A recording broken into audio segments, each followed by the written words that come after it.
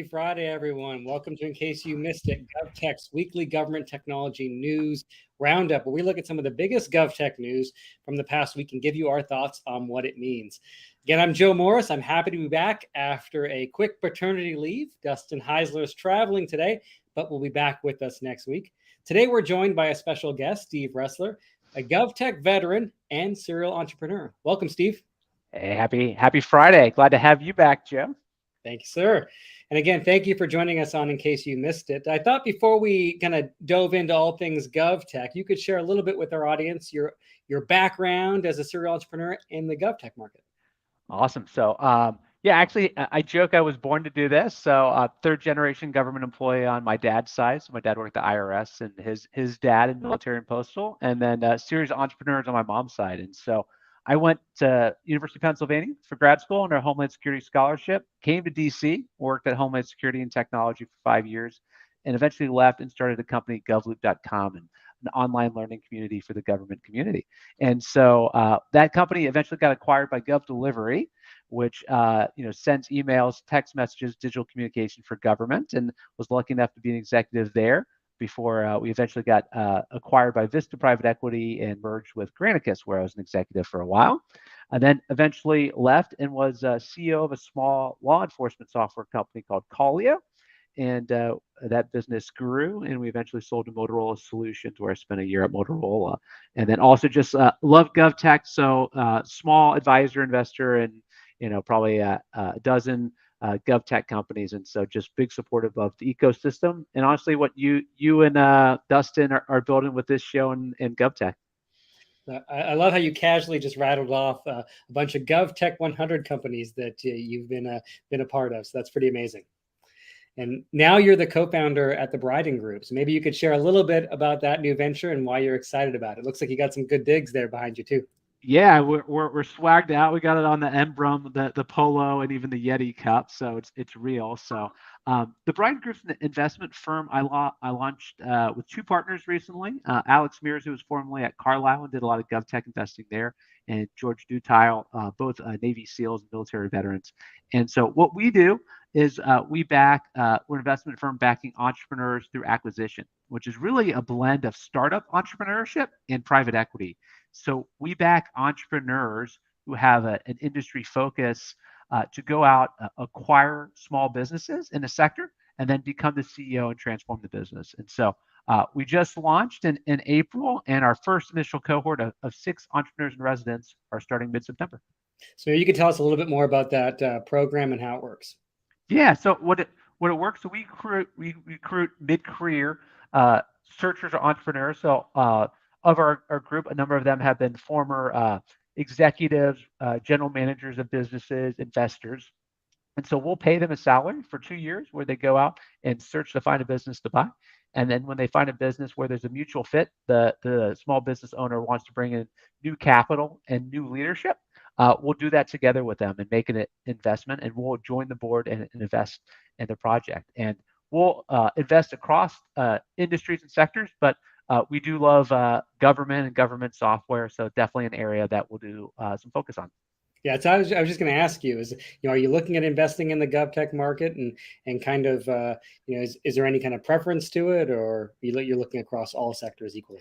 Yeah. Well, I can't give up my favorite market, so we'll definitely do some GovTech investing. The beauty about GovTech too, if you're not, your listeners and it's so big too. So people say, like that's everything from, for me, local government, K-12, special districts, state, federal, defense, national security. There's also the sector of folks that serve government vendors, compliances.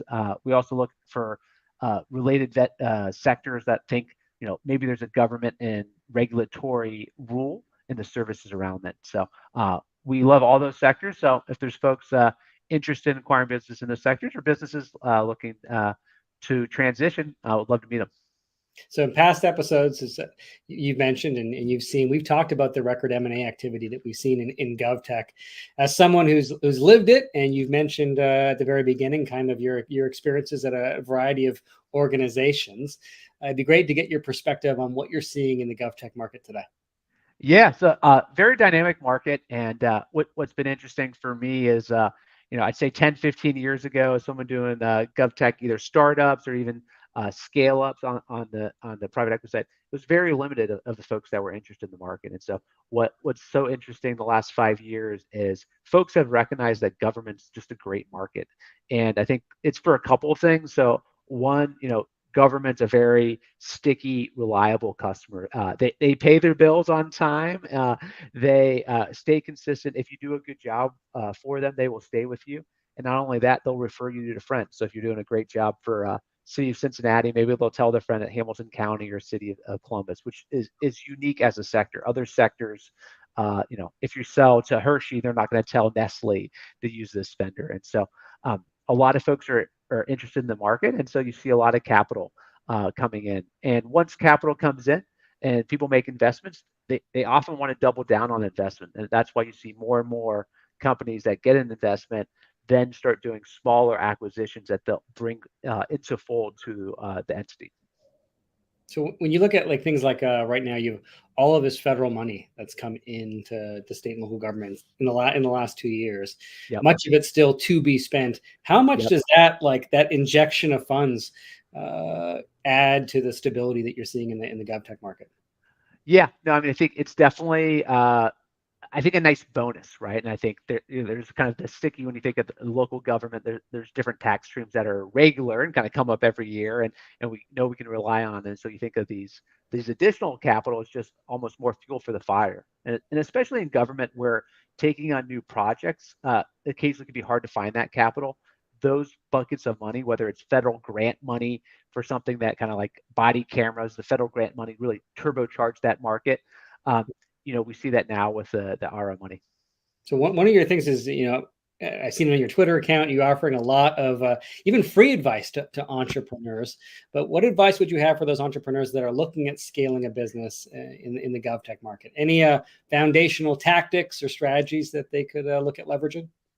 Yeah. So thank you for your service. We need more entrepreneurs in government technology. I think we can talk the business side of government, but what drew me as kind of a public servant is like the work that public service does matters, right? Like we're having dramatic impact, whether you're at a city, county, state level. The work we do affects citizens, and public servants need great technology. And so there's a ton of opportunity for new innovation in the space.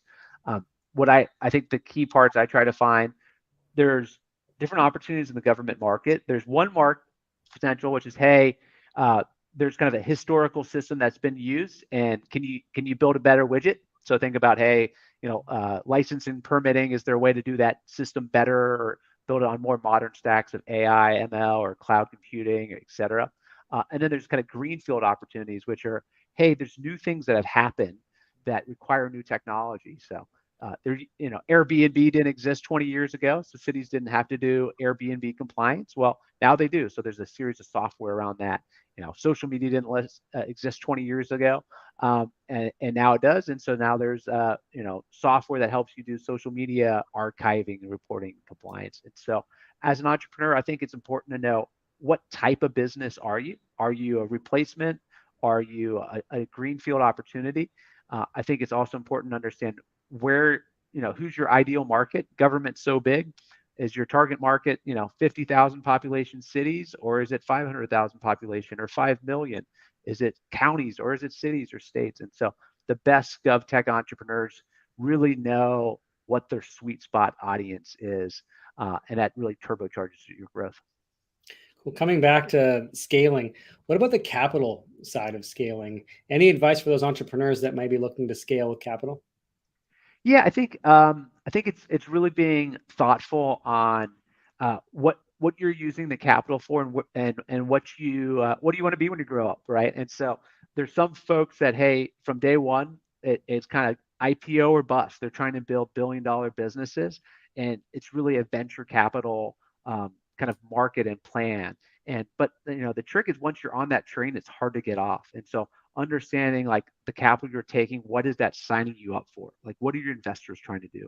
While there's other types of money where, hey, maybe it's not IPO or bust, but even in our model, we're trying to buy great businesses at fair prices and grow them and make them better. But we don't need a IPO stock market outcome for it to be a win-win for the customers, for the employees, and the entrepreneurs. And so I think just on capital, understanding what you're signing up for, and then last, like do your references. I think like all things in life, whether you're doing employee references, you're signing up for a long-term relationship on the capital side. And so, if you have a great business, you have a lot of options. And so, understanding who you're working with, do your reference checks, and make sure they're people you want to sign up with and share common values. So we'll make sure to drop all your social profiles in the show notes for today. But we always want to give our guests the opportunity to make sure you can share a link, you can share what you're working on, anywhere that we should go to learn more about you or what you're working on, Steve. Yeah. So the Bryden Group, our new initiatives at Bryden.com, BRYDON.com, if you want to check out our entrepreneur and residence program as an entrepreneur, or if you run a small business and looking to transition, check it out there. And then, feel free to find me on LinkedIn or Twitter, Steve Ressler on Twitter, and always happy to connect with folks in the broader GovTech public service community. Just love the space and love what you're building. Yeah, Steve's a solid follow on Twitter. He's providing insights into the GovTech market, but also for those of you that are in that entrepreneur side, interesting kind of advice and best practices and experience based on being a founder and what to expect as you walk through that journey. So certainly we're a worthwhile follow there. So we'll make sure to include that in the show notes. Steve, thanks so much for joining us and sharing your insights on GovTech and what you've got going on in the Bryden Group. Awesome. Thanks, Joe. Have a great one. Take care. That's all.